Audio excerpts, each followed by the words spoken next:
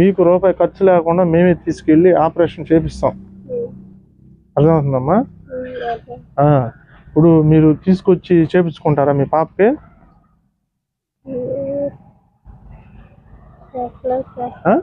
పెద్దోళ్ళు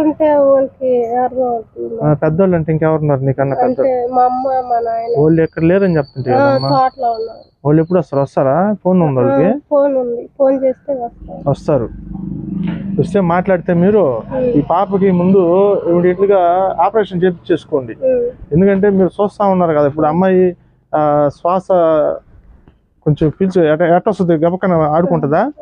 ఆడుకుంటది, ఎక్కువసేపు నడిస్తే అలసట వచ్చేస్తుంది. మొత్తం ఆహారం అంతా తీసుకుంటుందా?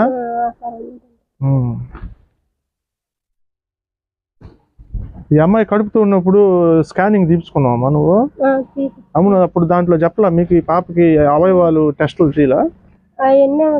మీరు తీపించుకున్నారు స్కానింగ్? 7వ నెల తీపించుకున్నా. ఇంకా నుంచి తీపించుకోవాలా ఏం సార్? వాళ్ళు అక్కడ ఇప్పుడు ఏ హాస్పిటల్ చూపించుకున్నావు నువ్వు? నేను మన జీబుల్ హాస్పిటల్, ఇక్కడ నెల్లూరు ప్రభుత్వ హాస్పిటల్లోనే కదా.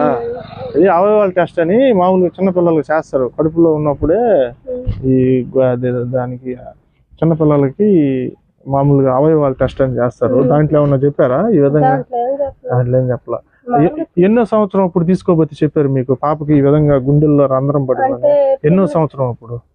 పిల్లకి 3వ సంవత్సరం. అంతకుముందు అంత బాగుంటుండే, శ్వాస అంతా బాగా పీల్చుకుంటుండే అని అప్పుడు చిన్నపిల్లప్పుడు మీకు తెలియలా?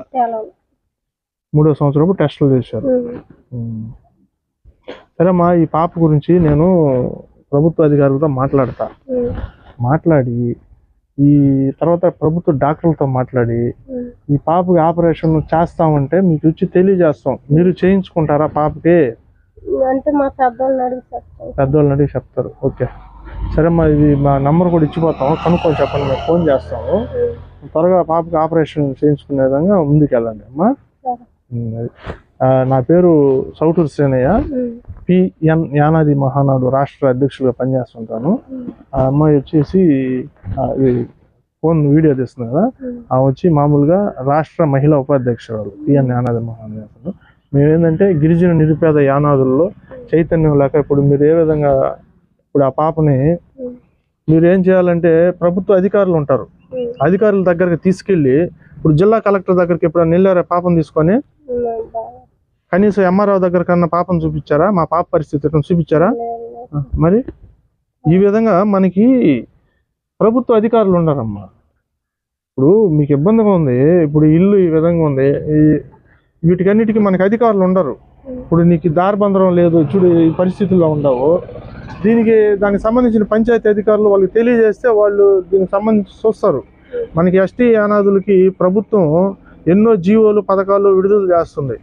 మనం వాటిని ఉపయోగించుకోలేక మీరు చెప్పినట్టు ఇదే మనలో ఏంటంటే అవగాహన లేక, ఇప్పుడు మీరు చెప్పారు కదా చర్చికి వెళ్ళి ఆడ కూర్చున్నాము అని, ఇలా కాదు. చర్చికి వెళ్ళి కూర్చుంటే మనకి వ్యాధులు తగ్గవు, ఆపరేషన్లు వాటికి అంతటా అయ్యే మారు. మనం సంబంధిత అధికారుల దగ్గరికి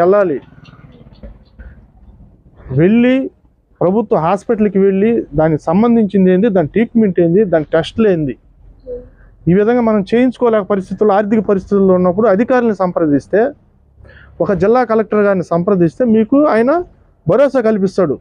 పాపకి ఏ విధంగా ఆపరేషన్ చేయాలి, ఎక్కడికి తీసుకెళ్ళి ఆపరేషన్ చేయాలి అని ఆయన ప్రభుత్వానికి తెలియపరిచి వెంటనే పాపకి ఆపరేషన్ అయ్యేలాగా చూస్తారు అధికారులు. దాన్ని వదులుకొని మనం దేవుళ్ళని పూజించుకుంటే అవ్వమ్మ, అర్థమవుతుందా?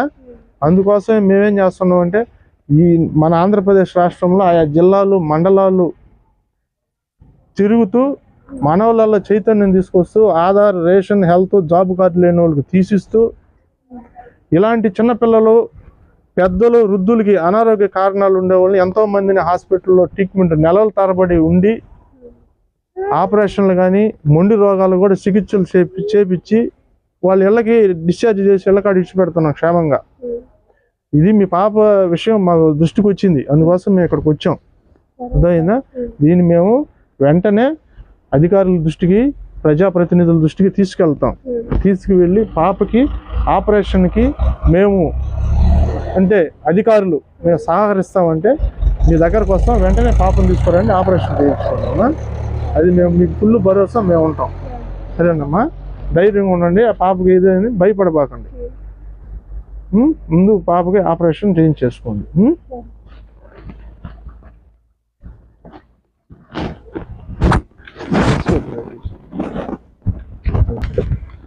పాప పాప ఏం పేరమ్మా? ఏం పేరు నీ పేరా? మాట్లాడద్దా? అంటే మాట్లాడేటప్పుడు కూడా ఏమన్నా ఆయాసం వస్తుందమ్మా? మాటలు బాగా మాట్లాడుతుందా? మాట్లాడేటప్పుడు ఏమన్నా అలుపు రావడం? బాగా మాట్లాడుతుందా? నడిస్తే మాత్రం ఎక్కువ ఆయాసం వస్తుంది. పోతమ్మా, ఇప్పుడు ఈ పాపని ఇక్కడ అంగన్వాడికి పంపిస్తున్నారా?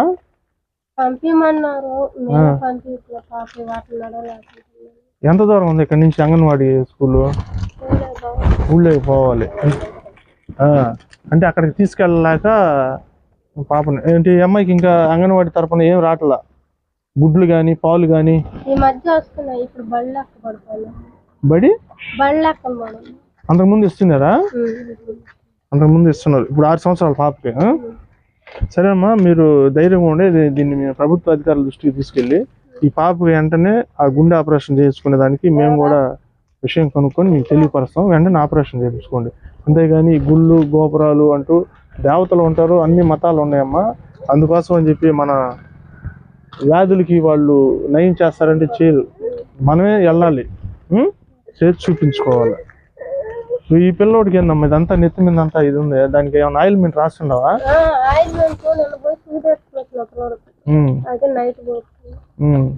చూసుకుంటున్నానమ్మా. పిల్లలకి ఏదన్నా చిన్న చిన్న వ్యాధులు వచ్చినప్పుడు వెంటనే హాస్పిటల్కి తీసుకెళ్తే పెద్ద రాకుండా ఉంటాయి. అదే ఈ పాపకి ఆపరేషన్ చేయించాలనుకుంటున్నాము.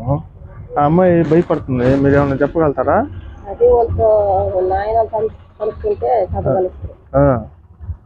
వాళ్ళ అమ్మ వాళ్ళు అక్కడ ఉందా, వాళ్ళ పక్కన వాళ్ళు చెప్పకూడదు కదా, వాళ్ళందరూ ఒప్పుకుంటేనే కదా.